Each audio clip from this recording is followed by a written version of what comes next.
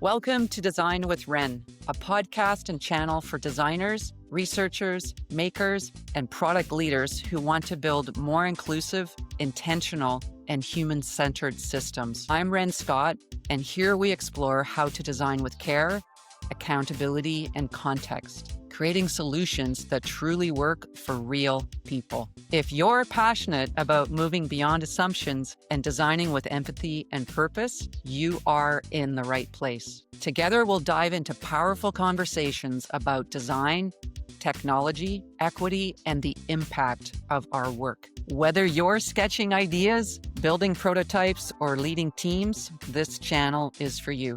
Let's design with intention. Let's design with Renn. Hey, Kem. Hello again, Renn. Nice to see you again. Thanks for joining. I'm so glad to be in conversation today with Kem Laurin-Lubin, a thinker, writer, and design leader who work continually challenges us to rethink what care, responsibility, and equity look like when designing emerging technologies. From your industry experience, your academic research, Kem, you've been asking questions such as, how do we move beyond compliance and into care, beyond convenience and towards justice? And your recent book launched. Remind us again as to when that launched and has become available. Design Heuristics for Emerging Technologies. It gives us tools, language, and questions to navigate this moment in time. And, one of the things I appreciate about you and your work is that it makes ethics feel active, not abstract. The heuristics that you've created, designed, they're not just checklists, they're what we consider conversation starters. And Yes. they slow us down in the way that we think about the things that we'll create. So you've described, and actually maybe I'll pause there, just to let you respond, speaking of slowing us down. Yes. So, yes, indeed, the book has been a 5-year journey, frankly, and has been aligned in parallel with some of my doctoral work. It was released or published on, was it June 15th? June 15th of this year. So it's been out for slightly over a month. And, indeed, it is a conversation starter. And one of the things I try to do in this book is really try to approach it to have us practitioners move away from the mechanics of the design practice and have it steeped into what I have called in many other places sort of the archaeology of design systems, right? So I think there's been a big disconnect of why we do things to the things we're doing. And so this is really reconnecting two big pieces that really positions the book as a kind of a critical design pedagogical book. So tell us more of what that means. I think of the heuristics that you have. You kind of like describe them as prompts, not as a hard rule. So it's like Yes, correct. kind of like heuristic checklist approach, but it's not a hard rule.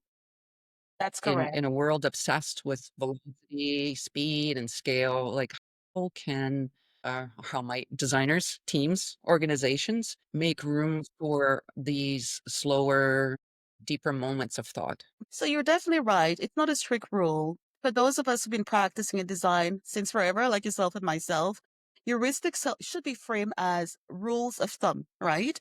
Just general guidance. And the other thing with heuristics that I think we have not given much thought to, we've inherited what I know that is the Jacob and Moloch heuristics, the 10 that really guided our career. And we thought about, are we designing things the right way? So I think there will be a generation of designers were acquainted with things like, how do we allow users to recover from error and all of these things? Is there documentation? And all of these things are seen as high-level guidance for designing things in an optimal fashion. So I use this and pivot from that foundational notion of heuristics to suggest that heuristics need to be contextually situated. So in this book, what I have done is really expand on a language that designers already know, i.e. heuristics, and how might that look like if we were designing for women in the space of technology with AI-powered data systems. And so the heuristics, which I call categorical heuristics in my book, really are a family of 6 heuristics, each with their sub-heuristic categories, right? And so we look at things like user consent, privacy by design, that's a category, as well as transparency. And so, for example, within the categorical heuristics of transparency, there lies, again, a list of heuristics that need to be considered. So, to say, back to your point as well, too, what I wanted to do was to provide a kind of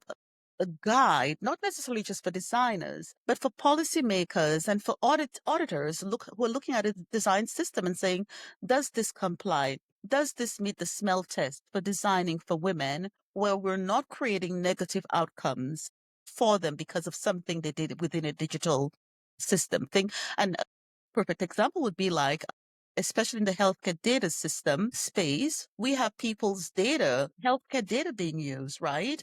Again, that should be of concern to women, because the whole idea of privacy by design needs to be foundational to that. And the idea that you can pinpoint me as a user and my data shouldn't be the case, right? And so the whole idea of anonymizing of data, that again would be a sub-heuristic category within something like privacy by design, that I cannot pick out you, Ren, in the pile of women's data, that I could say people like Ren, right? Or people like Kem. So I think there's a lot to be done around that space when we talk about heuristics, and it needs to be appropriate to its industry and its context. No, thanks for drawing some parallels to how you're kind of stating and then using those and suggesting also how they would be used or could be Mhm. used.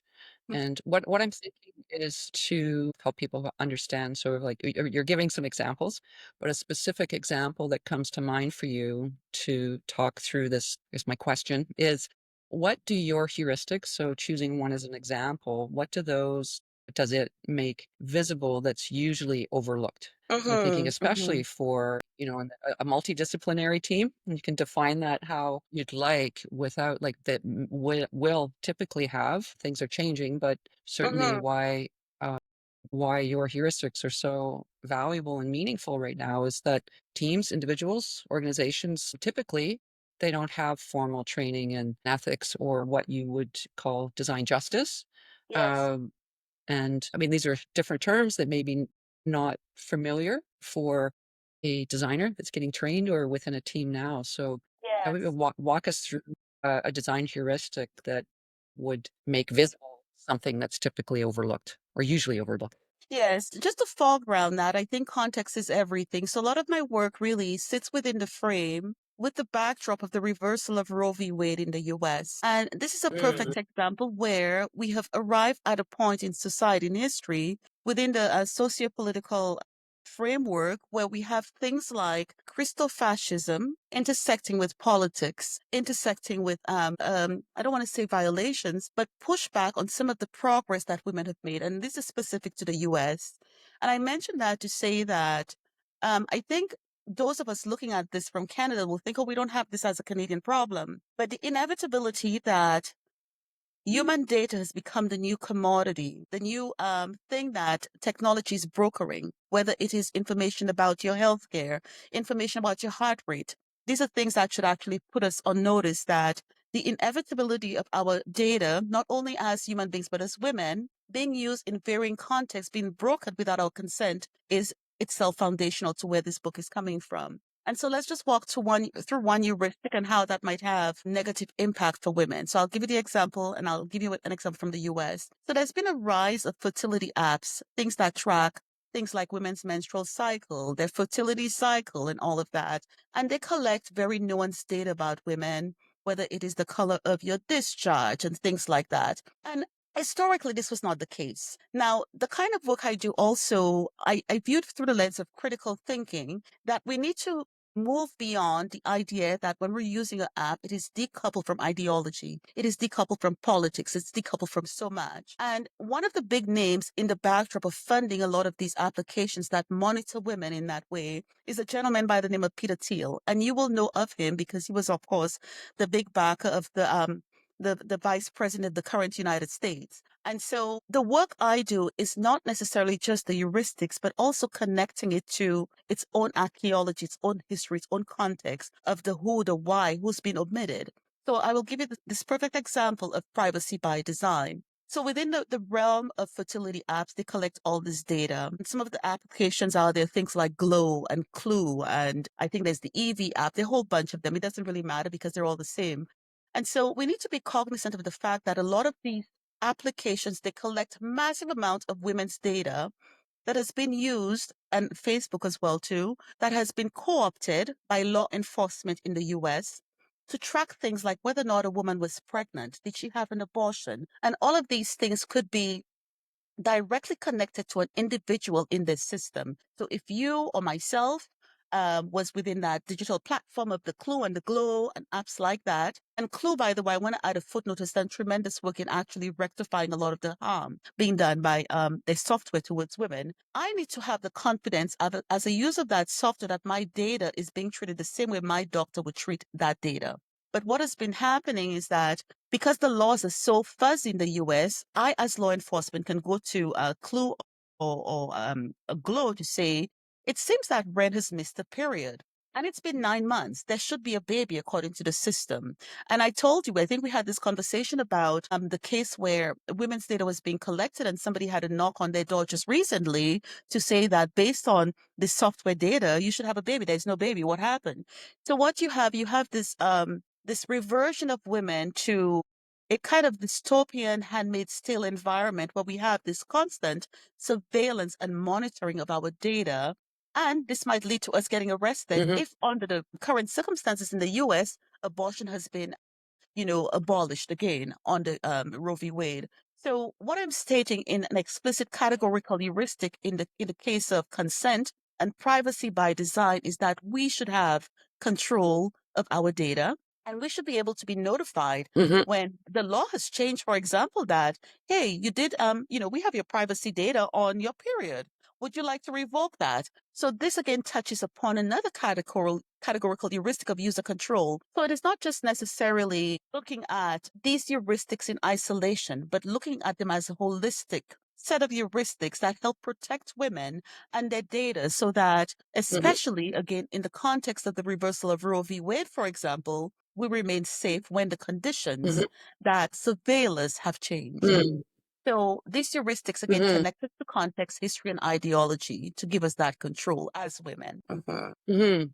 Yeah, it's so interesting that I love the parallel that you're drawing to the result of these systems, well, Yes, apps that are created where we as women, people look at, we want to, well, ideally, we have apps that provide us value in our everyday experiences. yes, And in this case, to understand our female bodies when we can or can't conceive, and with yes, an outcome that we're trying to personally, I'm describing it the right way. Why do people want to need an app of this nature? Is they want to have a child. They want to be able to share, like yes. understand their own bodies, share this information, typically with others, because one cannot do that on their own, Absolutely. with your partner, with your doctor, whatever the case might be, so that, and it's, very personal data. You want it to be safe and secure. You want to be able to Yes, manage it, but you want to be able to understand it as well. So, and some of the things we've talked about in the past is that you can, by capturing your data. So it's like the system captures, quantifies it according to where the software is built. But I can also add other things in, like my mood, my behavior, my thoughts and feelings, to further add and personalize that information. For whatever reason, that makes sense to me. But where I'm going with this as a comment is that, so you have this sort of like heuristic that's not hard rules, kind of like a guideline or a way for those that are, for one, designing these yes, types of applications. That I always go with, I believe that people design for good, use technology for good, don't create for technology's sakes, but to provide value for the people that yes, we're correct. designing for. Yeah, so with that in mind, for those that are designing apps, form services of this nature, what do you want them to be aware of? Yeah, And then I'll come to the second part of my question. So yeah, what do what should they be aware? Should they be aware of? And then how must they? I was gonna say how should they, but how must they design once you have this awareness, we as designers design I mean, we're design leaders, we're looking to share this as information, but, though it's not a hard rule, if you kind of look at, as a designer, once you are aware or you're a technologist, whatever your role is, responsibility, once you're aware, what must you do in order to provide the value to Yeah. your end user, in this case, using the women as an example? Yeah, that's a very good question. And you and I know we've spent countless years evangelizing for users, right? A big part of the UX HCD Mhm, role is the evangelizing. And so I think that journey continues. One of the things I've added in the book as well too, in the resource in the back is what to do if, right? And in some cases, you may be designing and escalating things to an engineer or escalating things to your boss, and nothing gets done, right? And so that's part of the activism is where do you go from this? So I provided some resources in the book specifically for that. If you realize that you're doing something or you've been called to do something that is unethical practice as a designer. So that's one of the resources. What to do when you're designing. I think the reason I wrote the book is really in part to reconnect people to the why of why they're doing things, not just doing it, right? And sometimes as designers, you're asked to design mhm, things and you don't question what it is that you're doing. I don't know if I've gone mhm, off tangent in terms of responding to the question, but I think what should you know as a designer designing is the why of your job. I think so many of us are so disconnected as to why we're doing things. We do it mechanically. We're there Monday to Friday, and we have to, design this UI, you design this interface as a container for certain data points, right? And so I think the awareness of the action that you do as a job should not bypass you as a designer because you become alienated from the process itself. And so when I talk about, myself mhm, being a design activist, I think these are all of the questions that I ask. And so to wrap this up, I think in part, the role of the designer, especially now, needs to be critical, right? It needs to consider the moment that we're in and also consider um, and anticipate what potentially can be done with this information, this data you're collecting about users, in our case, women. And let me just mhm, use one example that might be applicable for everyone. If you are a resident in Canada and you have a bank account, you would have noticed that now you could go into your RBC and you see where you've spent money on LCBO, your groceries, your gas, and all of that. What prevents a company like RBC when you go to buy a house in the future to say, you know what, this person's always at the LCBO, they must be an alcoholic? What prevents them to actually characterize you? So my heuristics basically are aesthetic heuristics, and these are heuristics that enable the characterization of. That's the whole, what separates them from other heuristics is that these heuristics really help combat the characterization of people in varying contexts. So you ask yourself as a user, I want to buy a house in the future. Does the fact that I go to the LC every Friday affect the credit calculations? And you may say, okay, that's far mhm, off, but keep in mind that Amazon was once a company that sold shoes. You know what Amazon does today? They basically own a company called One Medical, which houses much of US healthcare information systems. So we have to be cognizant of the fact that what we may collect as data points of people that seem benign, oh yeah, we're just collecting this. What can that be used to harm people in the future? We are moving into a world where mhm, everything about citizens will be digitized. We're moving into digital citizenry management right now with the $700 million data center that is being built in Alberta. That's a long way of saying is that we need to stay aware and digitally woke or designly woke. I don't know what the expression is to know that the things that may seem mhm, very innocent today when we design systems may be part of something bigger that has not come around the corner yet as a way that that company mhm, can extract from us. mhm.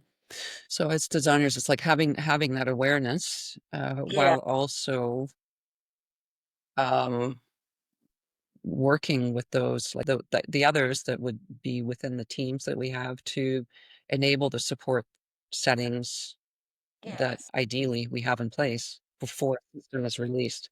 Yes. And I think going back to the idea of pausing as pausing doesn't mean put on hold and add in, a lot of time into a timeline, but I think it's in part of what I'm thinking, it's kind of like changing the mindset that of those that may say, we just want to release and get this out. It's like, okay, but while a speed to market is huge, we believe that in like with your design heuristics as a guideline, or as people get more awareness, Mhm. it's like the more that you become aware of what you're creating and the potential outcome, the more that as a designer leader that you will then, as part of your requirements, put things into place in order for the outcome to be what you want it to Yes. be. Yes. That's sort of simplifying what I'm saying. And while many, I mean, again, I'm going with the idea that people want to design something that's going to be useful, valuable, and that the outcome, if we can kind of know that I already have awareness that these types of systems and, how to manage, create privacy, secure data, the Hmm. importance of that is critical. So with that in mind, we also know that these systems are in some cases being not created that way. So then, as even though we're designers, design leaders, we're also users. So we can, of course, as aware people that are consumers, aware of the things that they buy, use, want to have, and share their data with. What should we be aware of when we're looking at it? Kind of click here to acknowledge terms and conditions as we're using these types of apps. Is there things that you would suggest we look for, or we demand, and how might we do that? Yeah. Yeah. Sorry, I just got interrupted here, so sorry about that. Yeah, so things I think it's about being aware of the context, and we cannot forget, and I know we talked about this, the whole idea that we've moved from the mention of human-centered design to service design. So somewhere in this process, the human has been decentered. And so I think part of the new ethnography that I see happening in the space of design is designers trying to understand the potential outcomes and impact of the work that they're doing in, I'll say, a GUI, right, in a graphical user interface, and how that is animated to impact outcomes for their end users. One second, I'm so sorry. Somebody's actually put a cat in the room, and I'm allergic, and it's trying to come to me. I'm so sorry. No, it's okay. Let's pause for now. We'll come back next Tuesday. We'll continue from here. Yeah, let's do that. Welcome back to Design with Renn. I'm so happy to be continuing the conversation with Kem Laurin-Lubin. A reminder for everyone, Kem is she's a thinker, writer, and design leader, continuing challenging all of us to rethink what care, responsibility, and equity look like when designing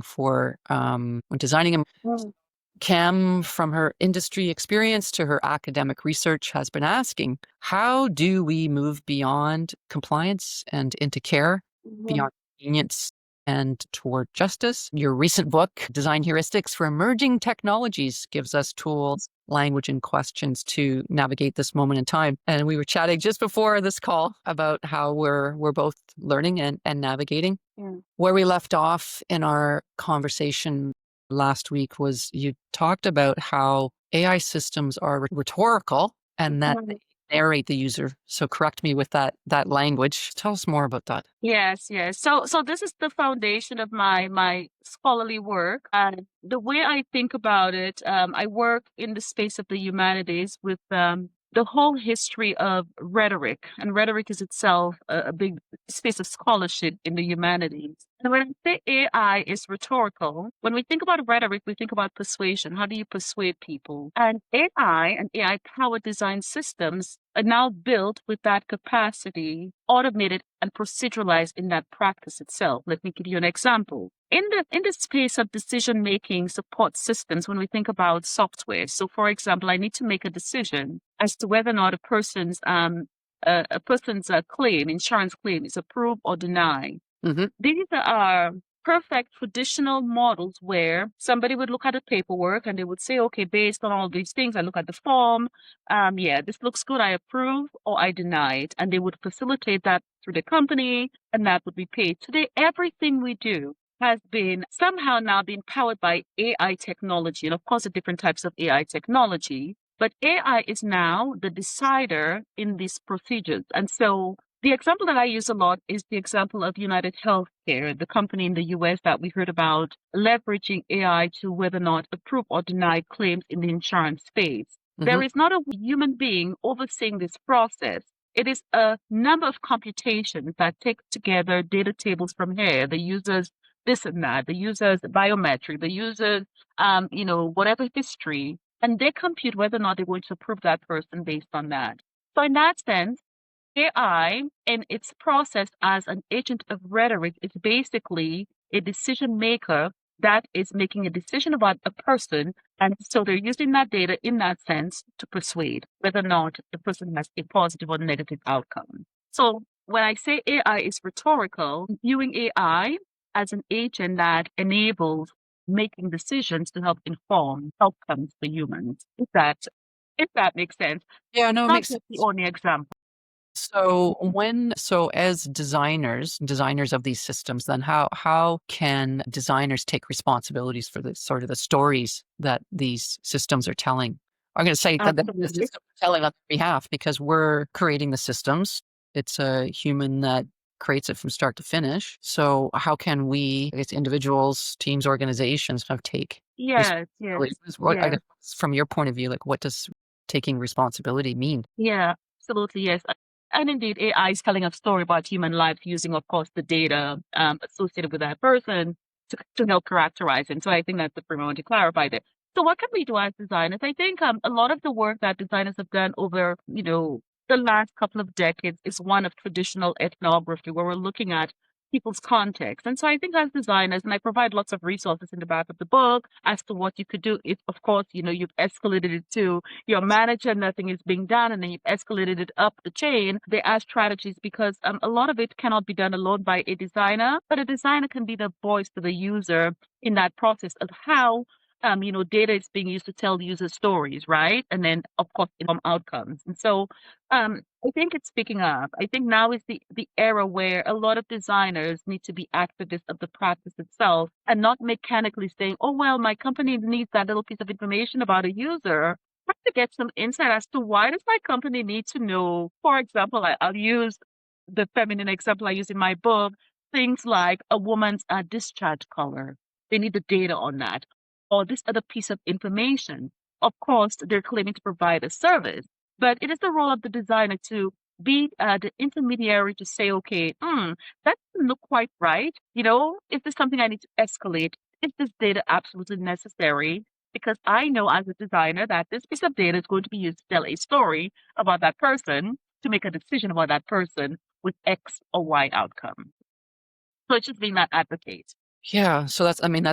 that's a great example. And so for people that may not be as familiar with your work that are listening in, what I want to kind of expand a bit on just where your or give a broader explanation of where your research currently spans, and you fill in any blanks that I Yeah. might be missing. So your current research spans topics like AI, surveillance, Yeah. privacy, and Yeah. public safety, with this strong emphasis on sort of this like right-based, human-centered approach. Yeah.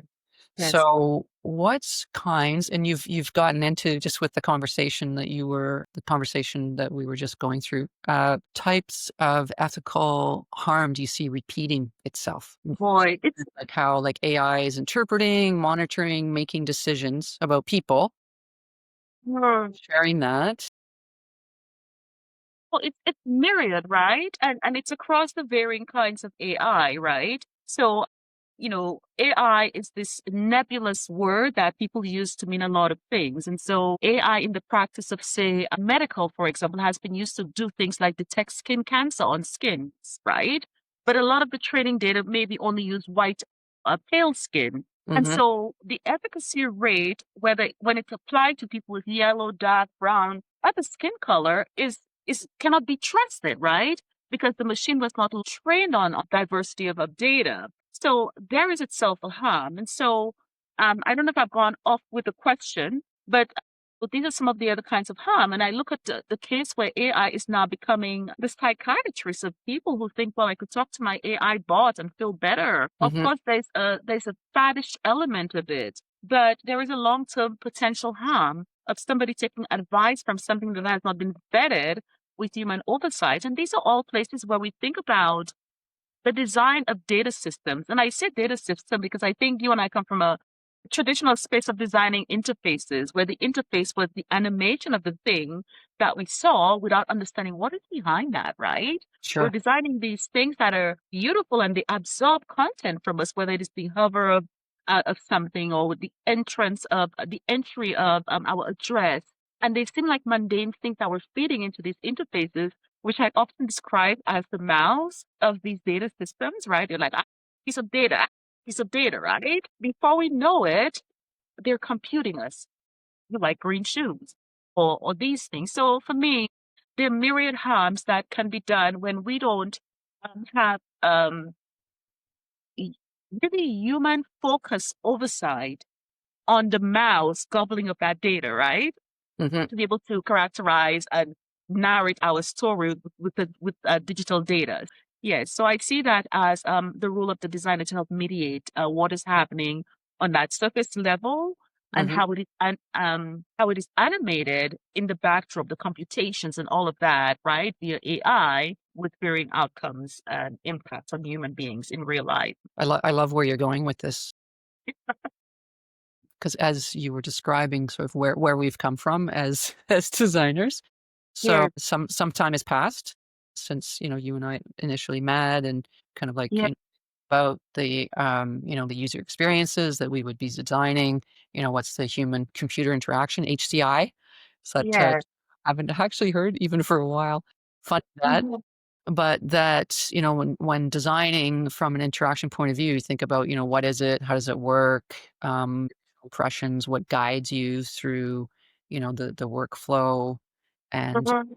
past and still now, we of course go in and, make selections, add in our own inputs. And that would imply that at that very high level that I as a person, I'm still in control of what I'm going to see and how I'm interact, and, create it to be easy to use and seamless, and everything is good. While what you've pointed out is that the what's going on behind the scenes is how that data is being captured, if it's personal information, pattern, time, or the information that the system is, however, whatever it's designed for, financial, transactional, you mentioned like biometrics. So if I'm have a wearable that may be connected, then it can also track my, my health, my well-being, those things.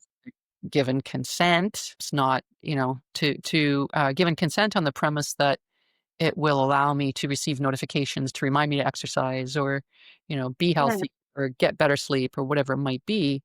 While at the same time, I may, as an individual, not be aware of other things that it's, a designer Yeah. I may have agreed to something that I'm not aware of, and how that information would be or will be is being used. So one thing that I continually am so interested in is how you argue like this, like consent must be situated. Mhm, mhm. This Consent must be sort of like overt, right? Yeah. so it's like the consent that I'm giving has got to be situated by the context, my lived experience. I mean, people go through different life stages, but they make consent to giving like a using a system or sharing their data at a particular moment in time, but they're not reminded to shift or update that. Or I Yes. even know, like, can you actually change that once you go into the terms and agreements? This is That's what I not even advocate for. asking, right? It's like Yes, yes. it's like a so I'm like shaped by context and my lived experience or my life stage. Things change over time. One thing everyone has in common, we get older. But what might that look? Yeah, I'll just pause, and so curious what you think that might look like if we. How do we manage that? Yeah, yeah. So these are all of the categorical heuristics that I talk about. And I don't want to forget that the book is divided into two parts. And we chatted about this prior, that the first part really looks at the critical histories and archaeologies that actually led to why the book needed to be written, right? And so we need to understand in that context, I'm writing about women and how women's, healthcare data practice is just really out of whack, right? But why? We have long legacies of women's bodies being commodified. We have histories of the women's rights movement and so much more. So the first part of the book deals with that, and the second part deals with the categorical heuristics. And one of the things I do talk about in that second part of the book is the whole idea of transparency. Sometimes everything that we're interacting with at that digital level is a black box. We have no idea what's going on inside. And so we need guidance around explainable AI. You're collecting that data. What part of your recipe in your black box is that data informing, right? Is it informing that I'm less likely to get a loan because you now know this information about me? And so I also talk about consent. Consent now looks like a legalese, like the legalese of the digital space, right? You never know what you're consenting to. And there's always that forced urgency of scrolling down this very tiny, bits of fonts, and then you have to just accept because you need the free service they're Mhm. providing. But I think some of the conversations we have to have as designers, as we think about, how do we, in some cases, pivot, is now have been the intermediaries in these systems for so long. We should be part and parcel of the policy making that can force companies to do things like send us a monthly or quarterly, however much you've subscribed to it. I need to see what data you have on me. I also need to know why you're keeping it for so long, right?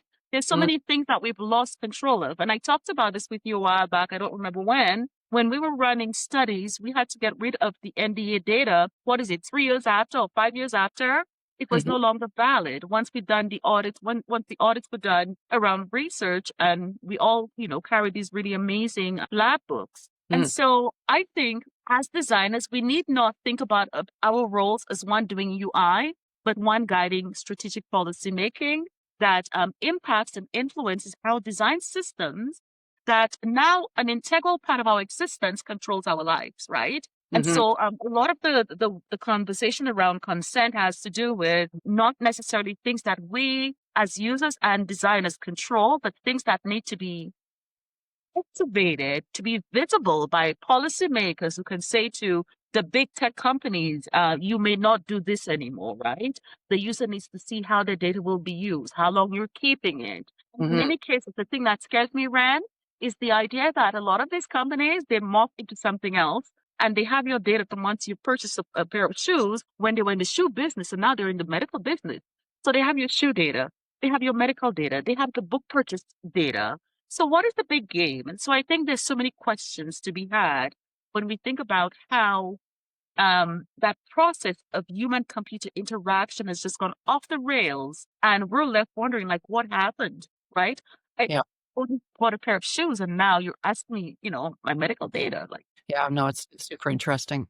So the data is what has the value, yes, and the yes, in many cases for companies that are creating products, services, where then whether or not that in some cases, of course, ideally product comes to market, while in others that, you know, they will realize, which in the case of just what you've described, it's like they may in a particular industry with a specific target market, but that yes. target, for one, so you can pivot to a different type of offering, while at the same time that target market is also changed. They've aged, their life stage has changed, and so on. So capturing them over time to identify different types of patterns. That Anyway, is I terrifying. go a little bit in a different That direction. is terrifying when you say it like that. We're capturing you, Well, I never we're thought of it. stalking you. You made me think of it in a very different way. So let me go back to where I was first taking us. Yeah. So you mentioned, so like where, places that we've worked together. So we've worked at some of the, biggest tech companies. The best tech company of the time. Yes. So interested to know which those are. I'm not going to name any of them. They can, connect with us on LinkedIn and or whatever channel they want to find out more. But now, so we have worked at some of the biggest tech companies, and now you're shaping research at a systematic. Can't even say it. And now you're shaping design research at a systematic academic level. So this dual perspective really stands out. So with that, how do you define ethical design? Yeah. So I'm not an ethicist. I want to point that out in case my philosophy friends are watching. Yeah, yeah, I I'm know. not a Yeah, that. me, if I'm like putting you into a stance in a different way, you tell me like that. So it's so fine. How do you let me rephrase this? How do you define ethical design, not just as a like a moral stance, Yes. something that's strategic and imaginative. If I broaden it that way, does that feel Yeah. appropriate? That is such a yeah. That's a better aperture because I am always when we start talking about academics and scholarship, I just don't want the philosophers coming after me. Although, It's not the language I use or understand, so yeah, I'll keep my questions broader. yeah. But indeed, I think it is one of morality, and it is one if we're talking broadly without having sort of the overlay of academics on it and scholarship. Google used to have an amazing mantra back in the day: "Do no harm," right? Do Mm, no evil. I I think it is thought- something like that, right? And that they've actually revoked that in their policy. It is something I taught a course a couple of years ago, and that came up as a matter of discussion with the class. Why did Google? Because I had the class actually doing a critical discourse analytics of the terms of agreement of Google, and I think we did Instagram and YouTube. So each of the groups actually started looking at the terms of agreements and dissecting them and say, okay, well, they're asking for this and why, but they had to follow a specific protocol. And one of the things that we started talking about is that as we began to dissect the things they were requesting us to agree on, we started looking at it from the perspective of being diabolical. Why would they want this, right?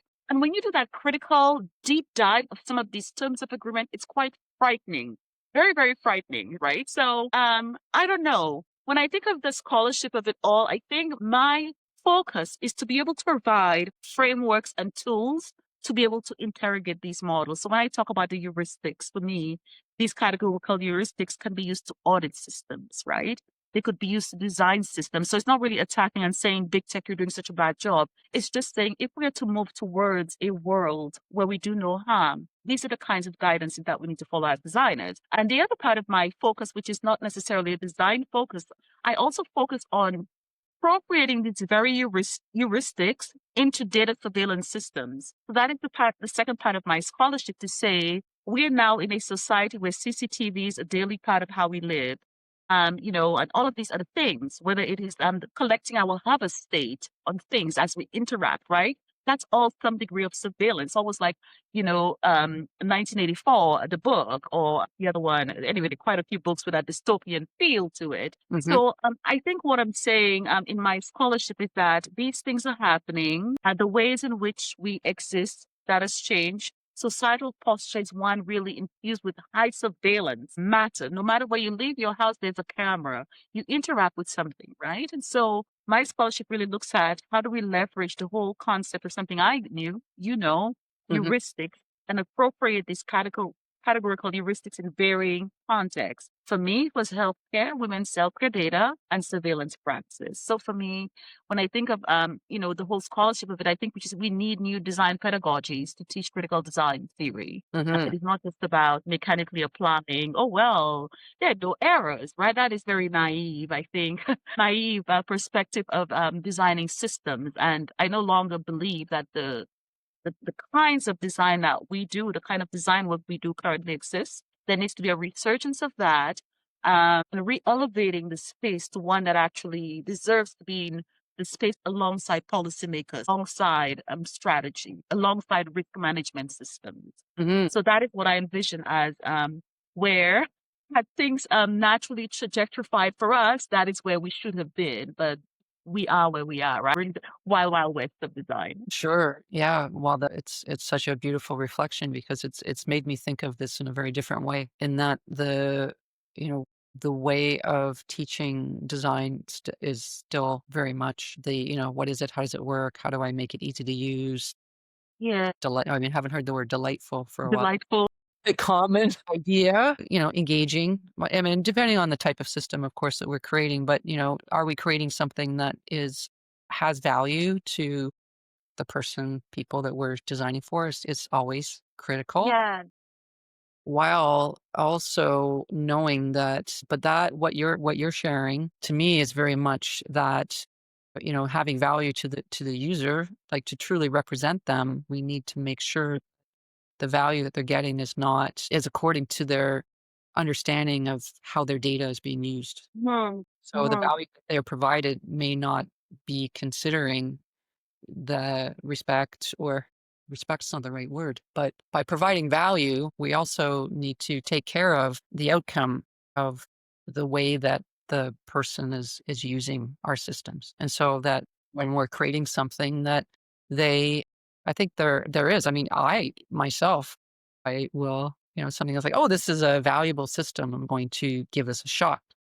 Yes, I'll yes, use it. And so I will sign off on, terms and conditions on the assumption, because I'm like everyone, not, I will read, but we all have this. Well, maybe some people don't do it exactly how I'm describing because there can be differences, but there is trust in those that have created things for us, that what we're signing and what we're, you know, the value that we're getting in return is like that copyright or the terms and agreements are protective of that human. And that person has said they're going to keep my data over time or not. I trust that people will do that as part of a terms and conditions agreement if I need or use the software or the system. So where I'm going with that was just that when we talk about designers or things that we're responsible for, like the terms and conditions is not typically, actually I haven't seen it where the content people, yes, they'll review, but they'll be like, oh, it's too long and we need to shorten it. yes. And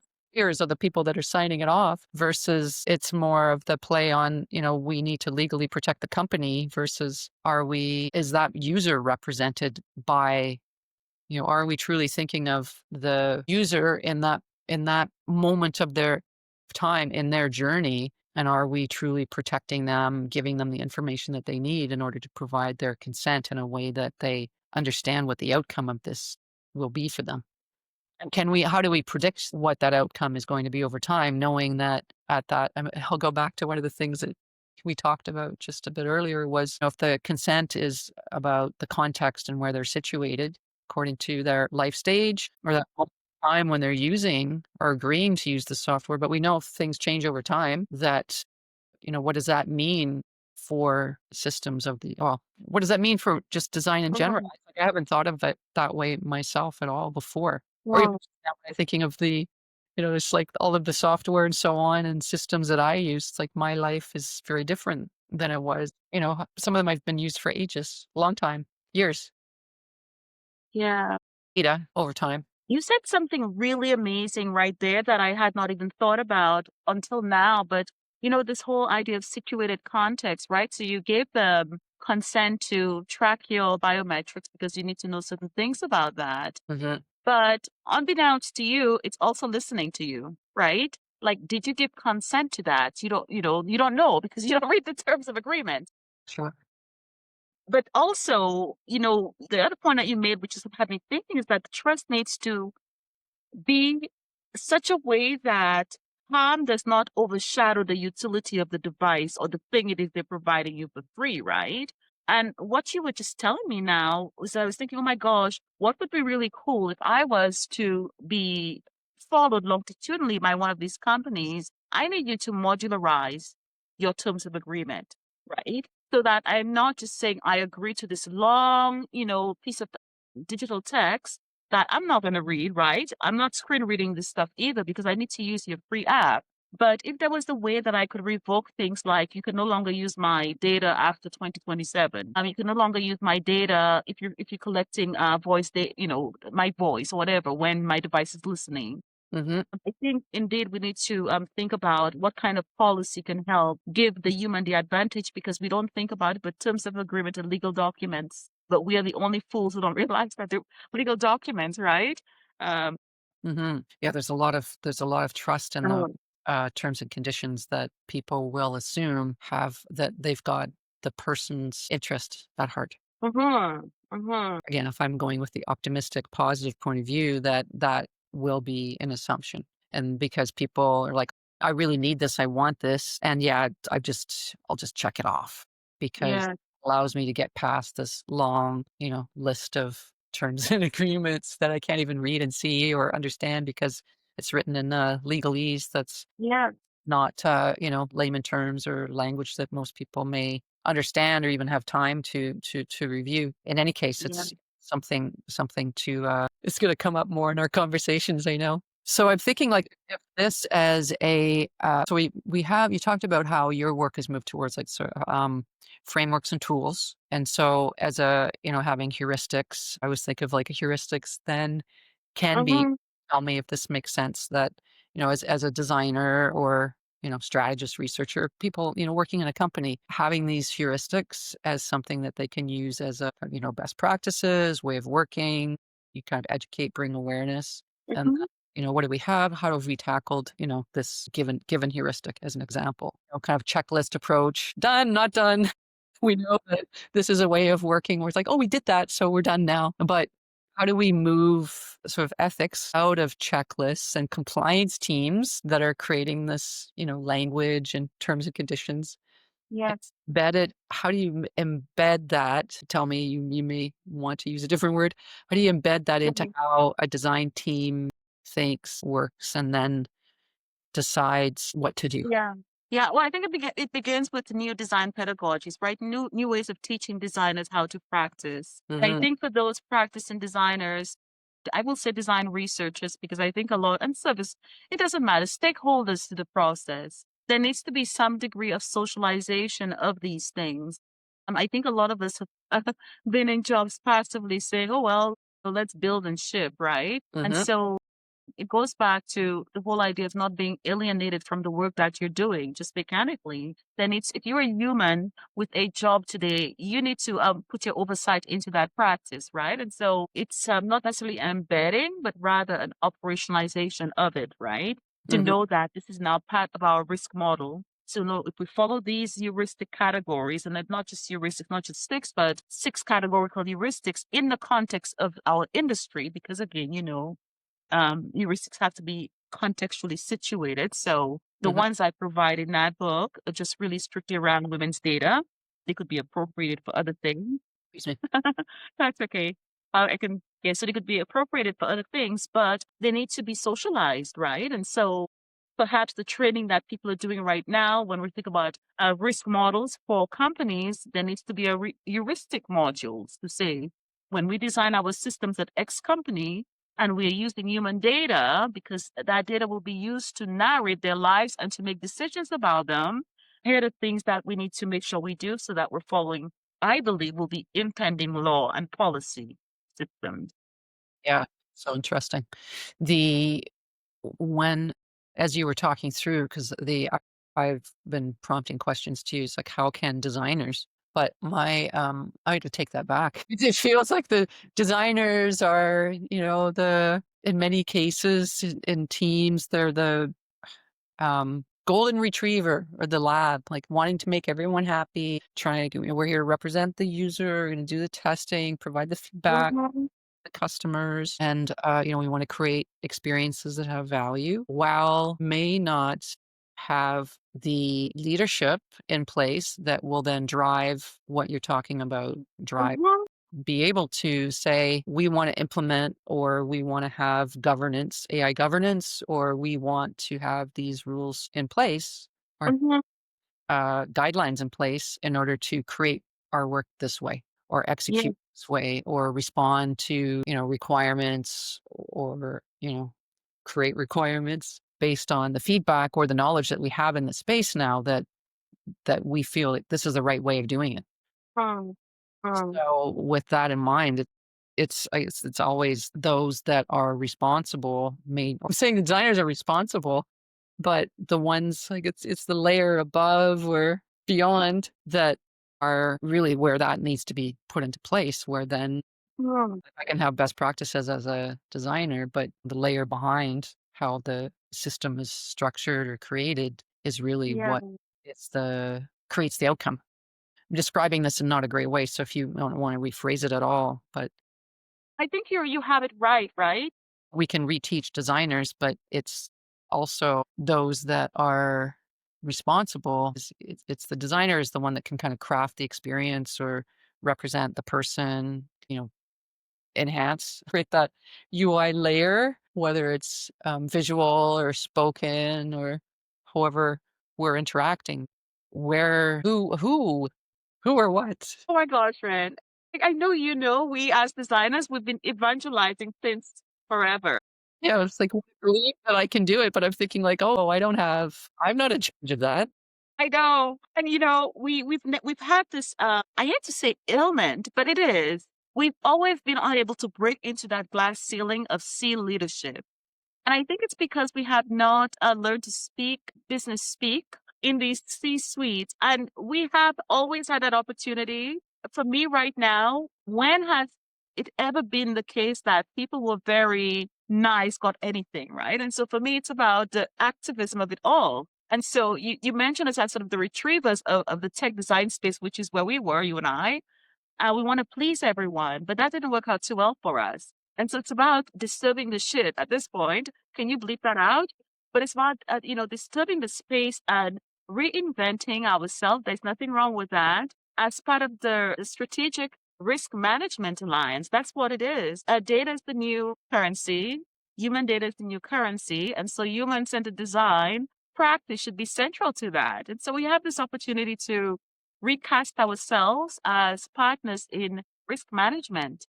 Mm, mhm, And if we can do that, we will have that seat at the table. When I think of the many companies who don't have designers in their boardrooms, in their creative space to say, hey, you're collecting this data about women and you expect to use it how? That's a lawsuit, right? That is scary. And companies like Clue have actually seen that, where they had to make big apologies for how there were data breaches, et cetera, et cetera. And so we are in the stage and the posture of data design systems. That is, data is the thing, right?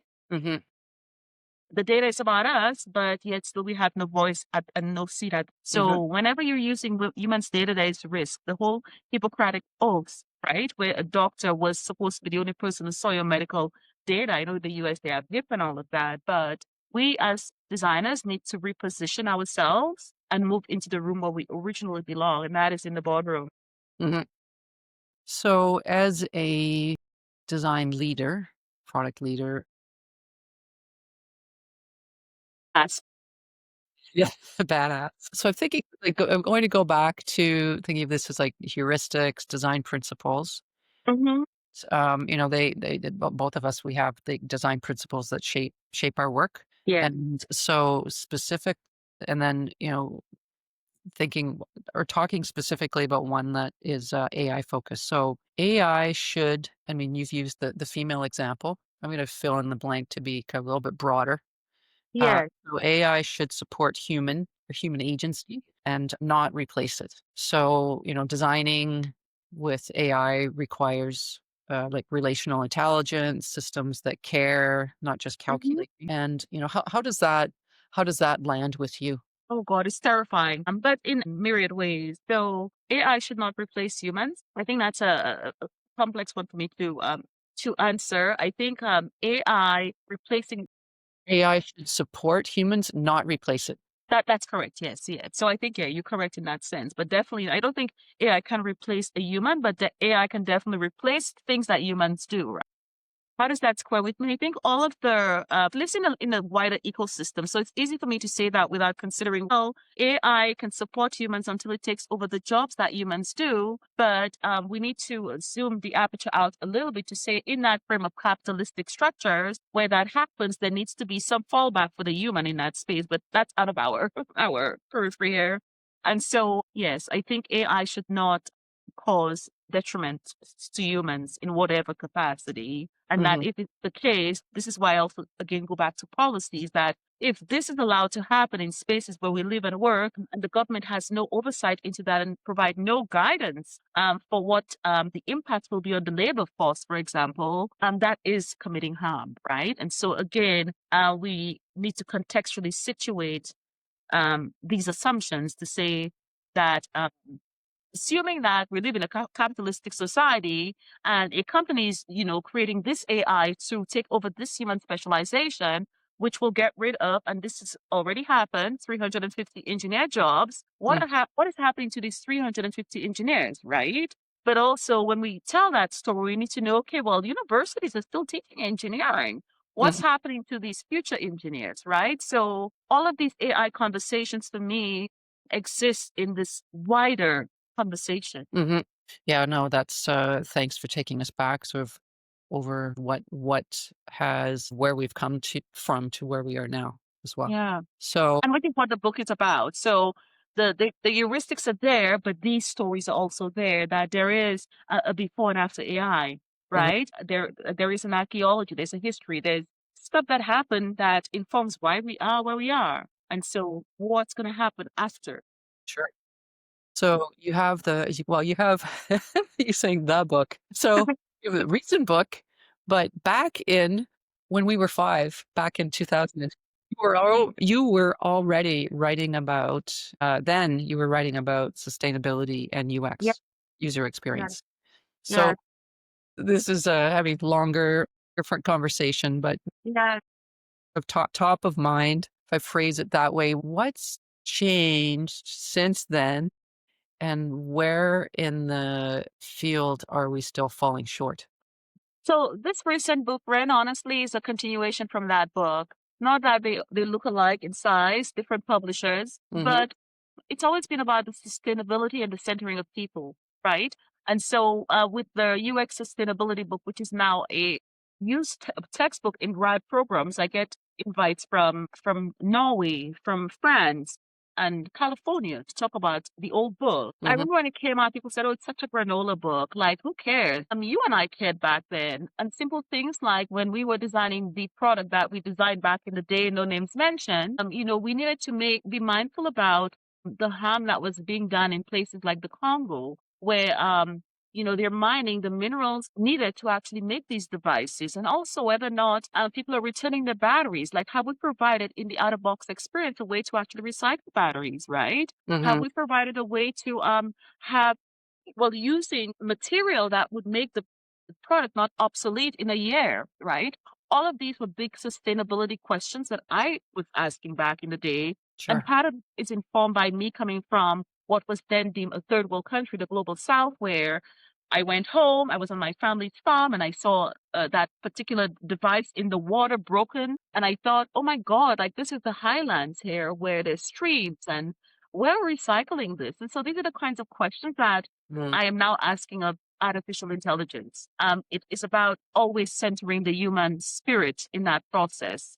And mhm. that is the object, the focus area. So it's a continued conversation, I think. Yeah, no, that's it. I will go back to the book because I will actually read and then and think about it very differently. Oh, something interestingly enough, a friend of us, Bowers, who you may know, I won't mention the name, I'll tell you later, sent me a link because, the bill on the right to repair has just passed there in Canada. We don't often think about the things we design, but many times we black box the inside of the thing we're designing. So if it's broken, you can't fix it. Mhm, So these were things I was already advocating for in 2009. How do mhm, you give agency and power to people after purchasing things mhm, instead of enabling planned obsolescence? So that bill just passed here in Canada. And again, it's the same thing like back. The example I use in the book is, my uncle's old Toyota Hilux truck, right? All of mhm. my uncles knew how to fix that thing if it broke up on the farm, right?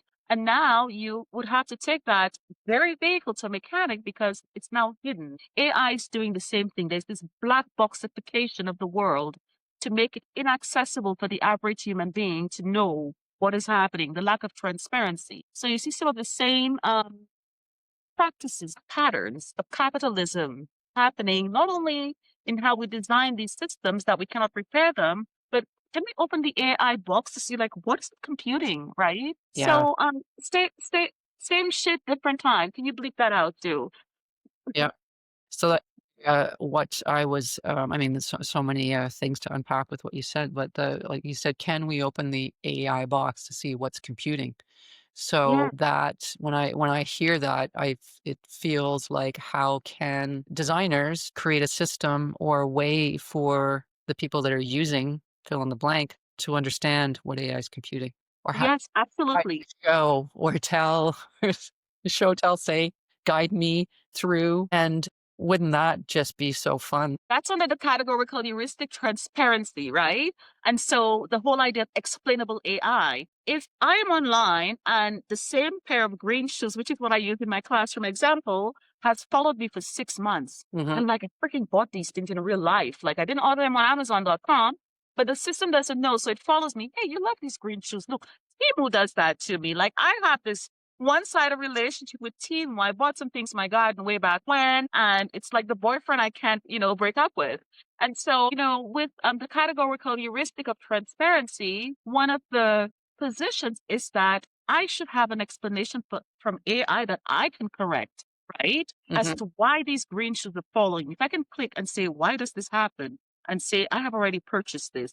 Tell me what you're doing. And I think there's a big problem as well with AI powered design systems that have taken on the personality of a human, whether it's your Roomba or Alexa or whatever, right? We're building these weird relationships with these agents. And so there needs to be a humanization to some extent of these things so we know they're not like us, right? It's scary times when we see like newscasts and you're like, are these real people? Is that like an agent? Like, what is that? And so a lot of sometimes I get the dystopian idea that at some point I will be the only human out there and that all the people I've been seeing online don't exist, right? Because I don't go out. I just interact online. I'm like, are you even real, Ren? Like, are you there? So, for me, I think when I think about the categorical heuristic of transparency, all of these examples factor into it, that a human should know what's happening in this machine that is creating outcomes and impacting their lives. And so, yeah, these are the kinds of things I think we used to think about back in the day of like, what is it doing? And then how is it interacting? And human computer interaction. That is no longer a thing. It's more like computer talking to human and human putting in stuff into machine, but they don't know what's happening, beyond that. Yeah. I think people are like, the assumption is that it's still doing what it was before, but Yes. it's not. While at the same time, it's that the person that's more of the people have the fear of what it's doing and not understanding, Yeah. but there's no way for them currently, unless they're able to the system or creating it to then kind of know what it is, how it works, and really do that under the cover. We need to know what's under the hood, you Yeah, know? good. That's another podcast all on that. So we will now move into our quick fire round. Awesome, because my phone's dying. Okay, Oh, before we let you go, here's a quick fire round to get a glimpse of your design instincts and personality. So we say that again. God. Here we go. Critical. Critical. Here we go. Activist. So before we let you go, here's a quick round to get a glimpse of your design instincts and personality. Just Okay. go with your gut. Go with your gut. Go with your gut. So what's a book you return to again and again for grounding and inspiration? My gosh, I can't tell you the book, but you know what it is. Design of Everyday Things. Is that the one? Yeah. Design of Everyday Things? Mm-hmm. If that's the title. Sure. I have it back. I just don't remember the exact wording. Next, number 2. If AI had to introduce you at a conference, what would you hope it gets right? She's here to shake things up. And what is the last thing that sparked your curiosity in an unexpected way? Dealing with my students and the things, the ideas that they have for design futures. So nice. Yeah. It's exciting. So this is a either or question. Oh, So is it better to prototype a conversation or a system? that's a tough one, Ren. I didn't say they were going to be easy. Maybe a conversation? Mm-hmm. Yes, maybe a conversation. Yeah. All right. Last of the 5. If your design work, your research work, had a soundtrack, what genre would it be and why? Totally hardcore rap, Public Enemy. Don't believe the hype. That's it. Nice. All right. Oh my gosh. Out with that one. Close us out, or close out with that one for the soundtrack, that is. So if there was, or there is many. If there's one heuristic you hope that this next generation, I'd asked you this one before, but I want to see for today, one design heuristic you hope this next generation of designers, researchers carries forward, what is it and why? Categorically, consent. Consent. Get people's consent. And I say categorically because there's so many levels of consent, which inform trust. And let's wrap up with something a bit more personal. Yes. What gives you hope right now? My students, yes. I don't know if you want me to talk about why, but my students, I mean, they've been to the mountaintop and they've seen the diabolical nature of the current way of doing things, and they have ideas. Amazing. And with your inspiration to help them move forward, then that's gives me hope as well. Yeah. Kem, thank you. This conversation, as always, has been a gift, layered, generous, and deeply grounding for me, and I know for those that will listen in to us. I know our audience will leave with Yeah. questions and answers, and that's exactly the point. So we really look forward to connect with any of you that are listening in and want to reach out or add comments.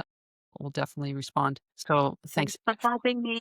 joining, and I'm going to see you again soon. I'll see you again soon. Thanks for having me. Thanks for watching Design with Renn, where we explore what it means to create with care, context, and intention. If this sparks something for you, make sure to like, subscribe, and share it with someone who's designing for change. Want more? New episodes drop regularly, and you'll find resources, tools, and behind-the-scenes thinking right here on the channel. Keep designing with purpose, and I'll see you in the next one.